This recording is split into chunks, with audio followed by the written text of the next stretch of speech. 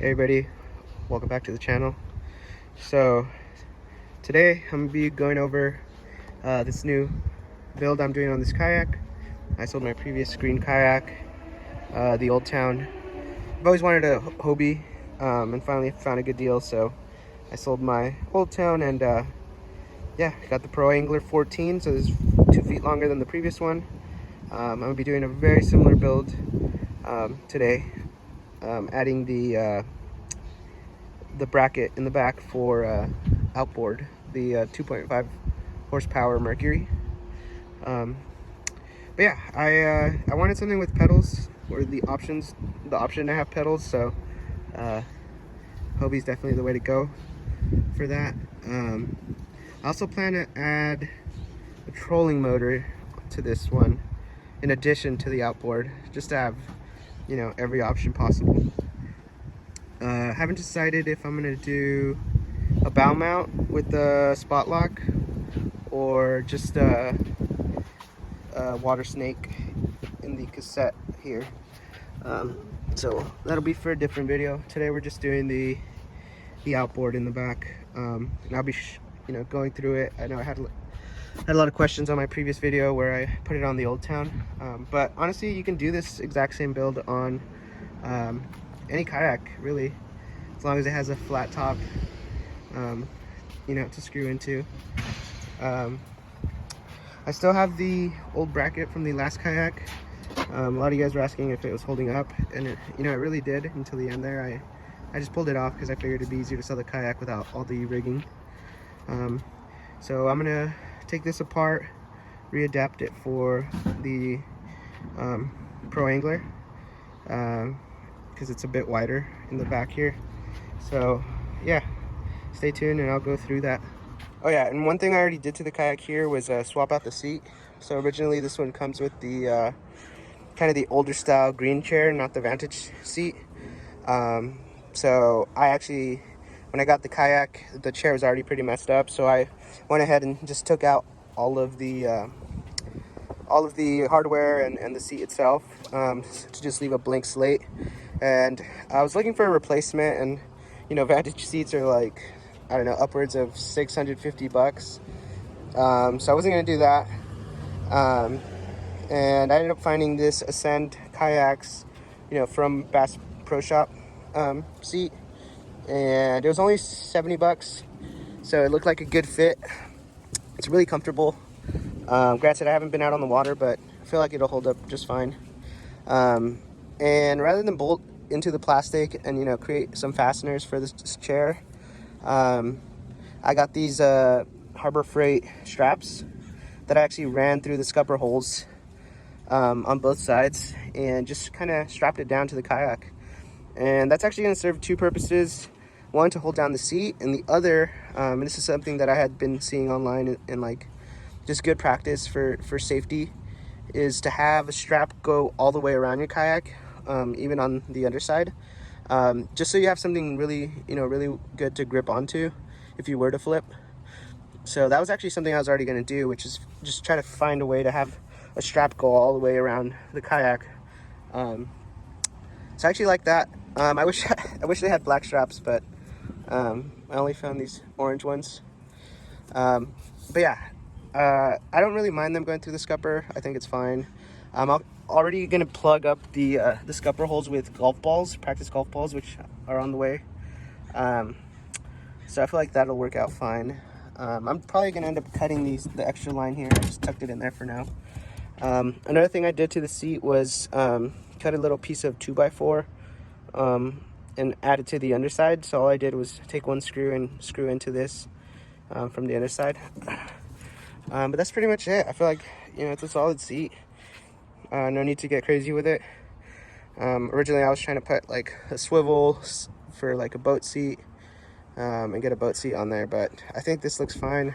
I'll probably end up painting the 2x4s, but yeah, other than that, those are the plans for this kayak. And yeah, let's get to it. All right, so this is pretty much all the materials we're gonna need. Granted, I'm reusing some of these old angle brackets, which this is a new one of those. So aluminum, so it doesn't rust. And you know, this is a good size. It's pretty thick. I feel like this is plenty strong. I've used a smaller one, but yeah, you're gonna need maybe like 3 of these if you know, if you're getting started. You might get away with 2, a piece of 2x4 for the actual for the actual transit mount, and then some stainless steel hardware, and that's pretty much it. Since this one has access to the hole, and I'm only going to make the bracket probably go to here, or maybe even here, but you know, it's not going to go all the way back there like I had it on my old one. I think on my previous one I had it like way back there. I probably won't do that. It probably wasn't necessary to go that far. I'll probably go around half. So yeah, that's pretty much all you're gonna need. And yeah, since I could reach inside the kayak, I won't be using these butterfly what are they, anchors that I used last time. I got them just in case, but I realized I can reach into the kayak. So you know, if you can reach into the kayak, or if you make a hatch, it's always better to use bolts and washers as opposed to those butterfly anchors, because butterfly anchors, you got to make some pretty big holes. And then not only that, but you also have to use those zinc butterfly anchors, and those end up rusting up quite a bit. I realized that last time. One thing you could do though, if you are going to be using those butterfly anchors, is hit it with some marine goop or this stuff. They didn't have marine goop this time that I went to Home Depot, so I picked up this stuff, which looked to be the exact same stuff, or at least very similar. But I think, you know, for my previous build, if I would have hit the big hole that I made with some marine goop, maybe the hardware on the inside of the kayak wouldn't have rusted up as much. But yeah, so yeah, I'm gonna go ahead and get started.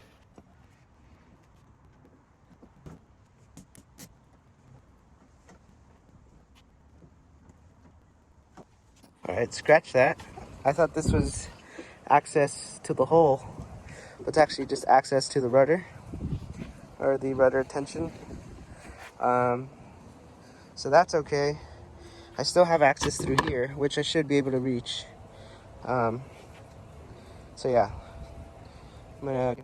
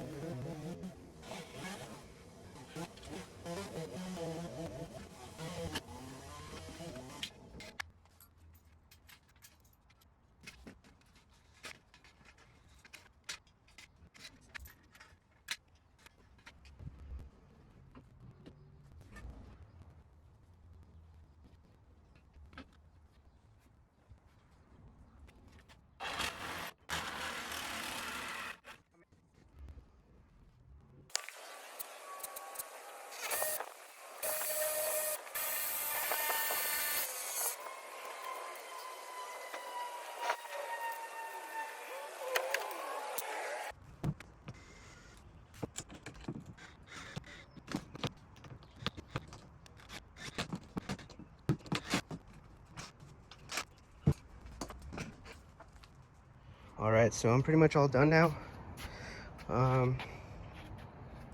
yeah, I think came out pretty good. So I wish I had shorter hardware, but oh well. This screw here too was a little too long, but overall still solid. Like I said before, it's same simple build, just L aluminum brackets. This time I didn't use butterfly anchors, which was better. As you can see, I like went through there. One thing I would recommend if you're gonna be doing this build is maybe leaving these longer, like maybe up to here. It's kind of hard reaching into here from that small hatch. It'd be a lot easier if you were drilling to here. So maybe next time I would have left it like at least 10 inches longer, so it's easier to anchor. And this plastic right here is very hard anyway, so that's probably better. But oh well. In any case, it's still a solid build. I have the motor in the backyard right now. I don't want to pull it out because I'm not going to take it out on the water. Plus now, you know, with the motor you have to register it, so I'm going to do that. Trying to be like, I don't know, less than 50 bucks, and then 25 every 2 years. So it's definitely worth it. But yeah, not bad. All right, so just wrapped up the build. I threw on the 2.5 horsepower Mercury, just like my old build. So I still had the you know, the clutch tied to this paracord all the way up to the front. So basically, when I pull the orange one, it kicks it into drive, into forward, and then pull the black one and it puts it into neutral. And then for the kill switch, I have it tethered to a clip, goes all the way to my front seat and onto my life jacket. Similar thing with the starter. Just gave it an extension. If I need to reach it, I just use the gaff. I just reach over with the gaff, pull this, and it'll bring it over. I could also just turn around and walk all the way to the back of the motor if I need to turn it on, or you know, if it turns off or for whatever reason. Lastly, on this build, something different that I'm not going to do that I did on the my old build was that I used to have this just loose and I would steer with this extension. But this time, since the Hobie's rudder is like not all the way at the back like it is on the Oldtown, it's actually in front, I can have the motor locked straight and use the rudder to steer. I'm not sure if it's gonna work as great as like actually steering the outboard, but I'm gonna go out and test it. If I have to, I might end up steering with this as well, but I think it would be nice to just rely on the extension only for gas and then steer with the rudder control here.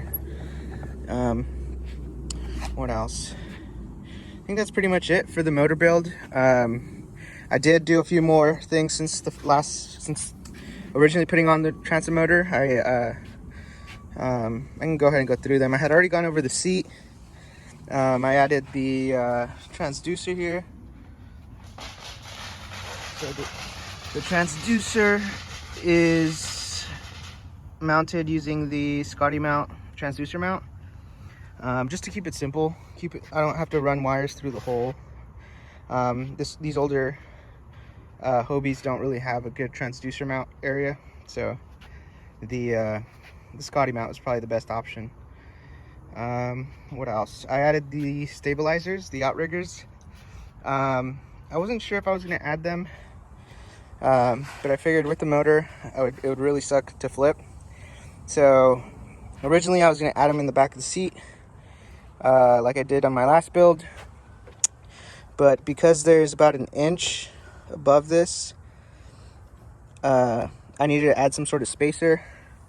And then I would also have to drill the kayak, as you guys saw before. I went over it. And then not only that, I only have like this much space to work with, because I don't really want to put it here because I'd have to screw into the bottom level, which is like 3 inches. So instead I opted to do it in the back here. So I had this pre-existing little bracket, the pad eye, and I used a hose clamp to kind of hold it there, and then I just used zip ties here down into the little loop that it had there. So I did two zip ties on each side, and it's pretty sturdy. Between the hose clamp and then the other two, it stays there pretty well. And it I took it out this past weekend without the motor, but just as like a kayak with the pedals, and it did a really good job actually. I thought it was going to be slipping and turning a lot, but it held up well. If I have to, I'd probably get just a really big like industrial zip tie here and maybe screw into the bracket here if it turns a lot, but it didn't seem to do it this weekend, so it's probably fine. What else? And I think that's pretty much it as far as like rigging and modding. I'm really liking this build. Definitely an improvement to my old one, just because of the pedals. The pedals are nice to have as an option.